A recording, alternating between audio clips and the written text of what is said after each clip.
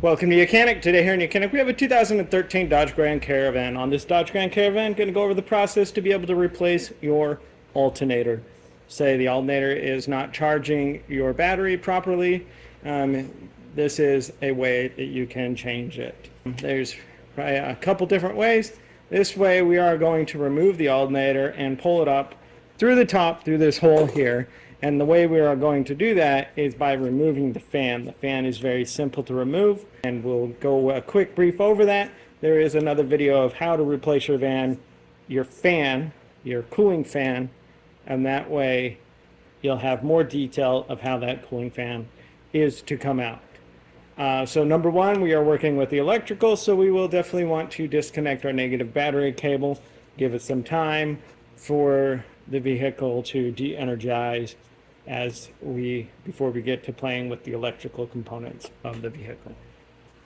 So from the top side, we have our cover here. We just pop that off, and that's just held on by the rubber grommets. We have this as your upper radiator hose. That has been removed already, but that is just attached right here onto the radiator itself. You're going to lose a little bit of coolant out of it, so you want to make sure that you have something to catch that coolant. And then we have the two electrical lines that connect one into this resistor, one right into the fan.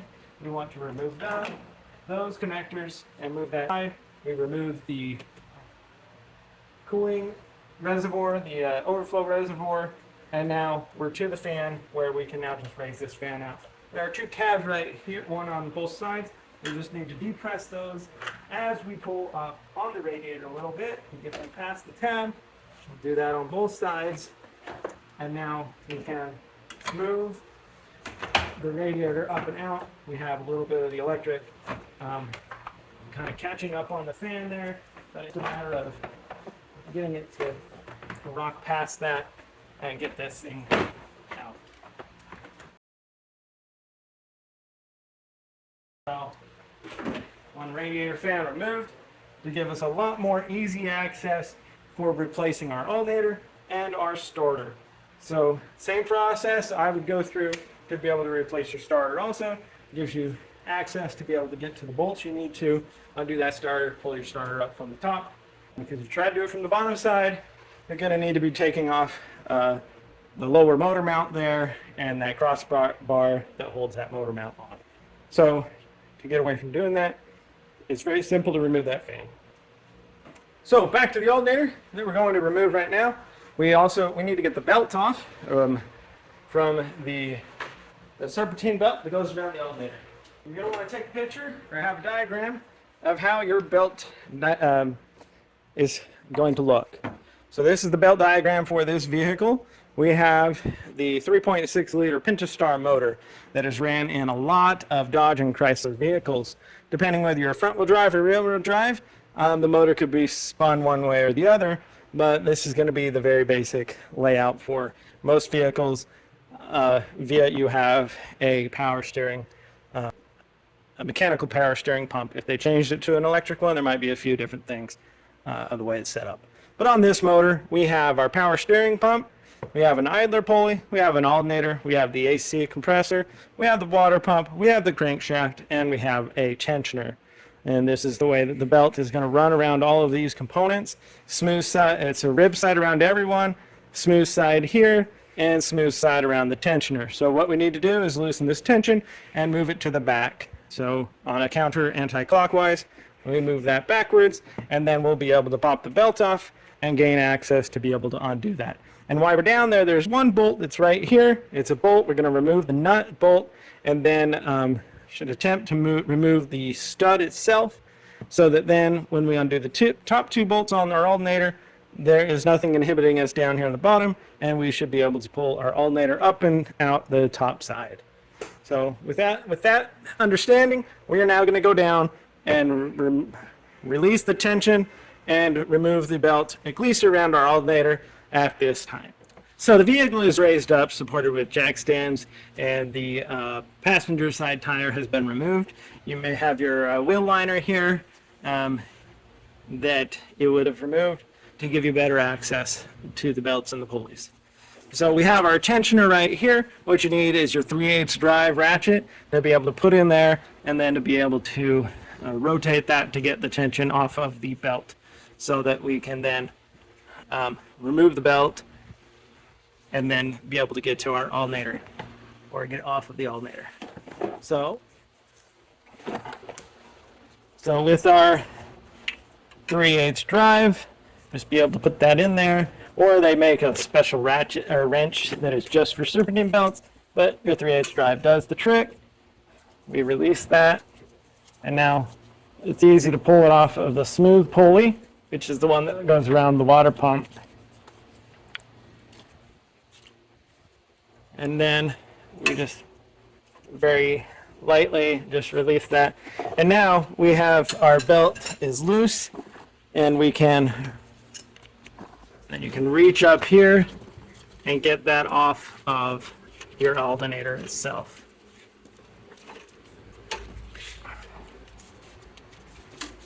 All right, so while we're down here, one other bolt we want to get is there's a bolt right here that is a 13mm nut, and then we have the tensioner, or not the tensioner, a stud bolt, and we are going to attempt to remove that to see if that will come out. If we can get that out, it will make it a lot easier to be able to get this alternator off, because we won't have to shift it to this side and be able to clear this nut/bolt. So you're going to want a deep socket 13, maybe a shorter extension. We'll see if we can do it this way.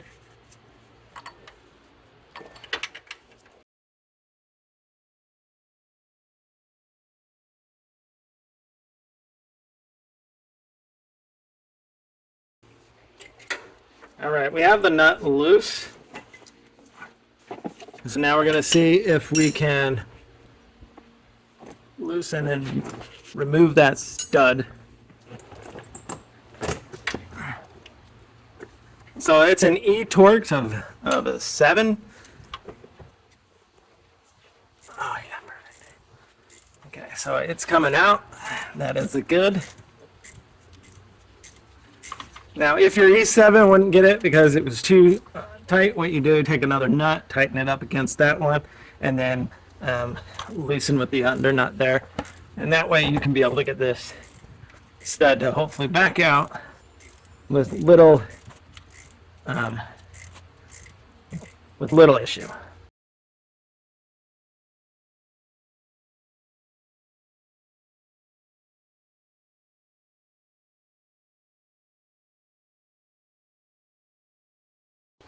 All right, there we go.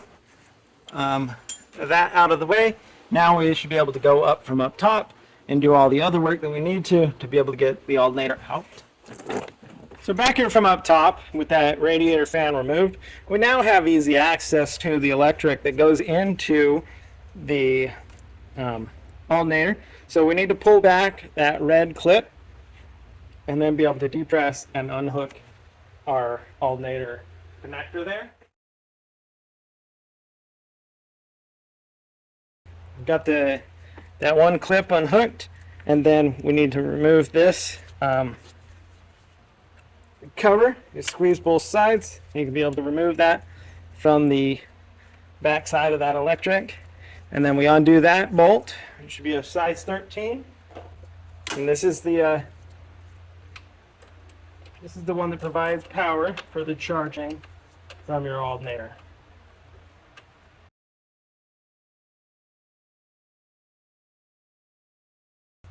All right, so that removed, we now have all the electric undone from our alternator. We have these two bolts to remove, and then we should be able to hopefully maneuver that alternator over this way and come straight up out this top side of the engine bay. These are also size 13mm.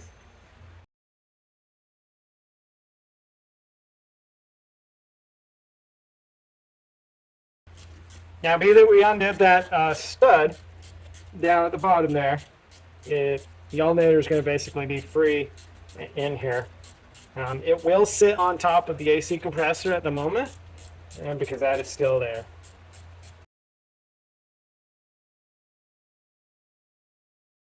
All right, so we have all the bolts removed. and we should be able to hopefully just grab our alternator, bring it,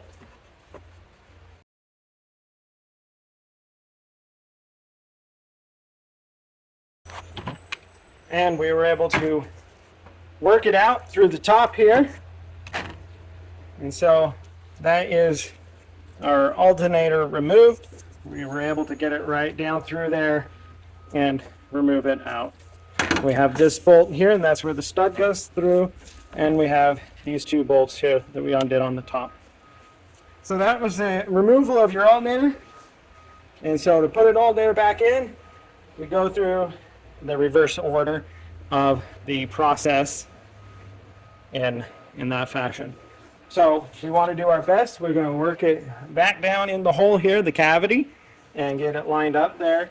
Start the bolts on the top, then definitely start the stud bolt in, and then snug everything up, hook our electric lines back up, and that would be the replacement of our alternator.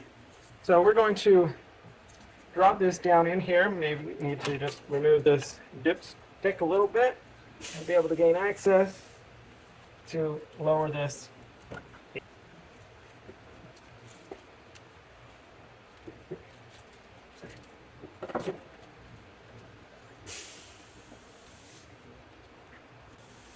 Okay, so we have our alternator in there, just sitting on top of the AC compressor right now, and be able to align these bolts and start them in.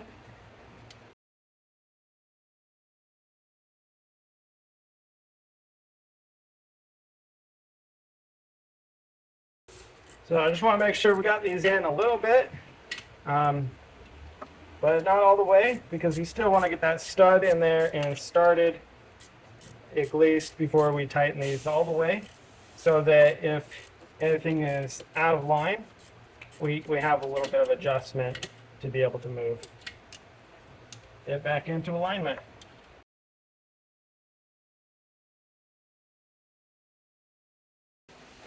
All right, so we have our stud bolt here to be able to install into the hole there, and then we install the stud in, and then we tighten this nut and have that all tighten into place.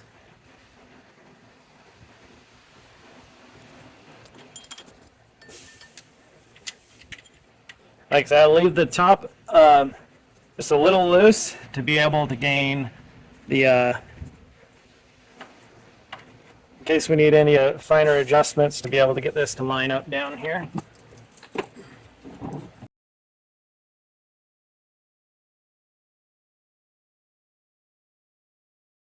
All right, so we have that one stud bolt tightened. Now, be able to run our serpentine belt back around the way that needs to go. And so that is around the crankshaft, around that water pump, up over the water. The water pump is smooth side, and then ribs there on the power, or that's the AC compressor, and then we have our alternator, and then the there's an idler pulley, and then we have our power steering pump, is what we need to put it around on the back side there.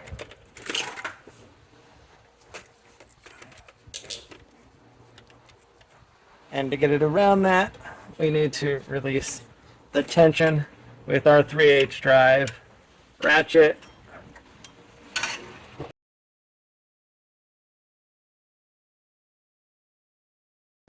All right, and so now we just feel around, make sure that all the ribs are where they need to be, and that they're all lined up there, and that's good. And so now we can finish the remainder of the alternator install. So back here up at the top, we have our 13mm nut that holds our power cable to the alternator. We need to install that and tighten that up. And then we have this electric connector to connect right down here at the bottom. And then we would get that connected. And then after all of that's done, we want to put our fan back in and make all the connections back on that. And that would be the replacement of your alternator on a 3.6 Pentastar motor in your Dodge Chrysler product. This is the Dodge Grand Caravan, and the same process would be very similar on a Chrysler Town Country. Thanks for watching YOUCANIC, where you can be the mechanic.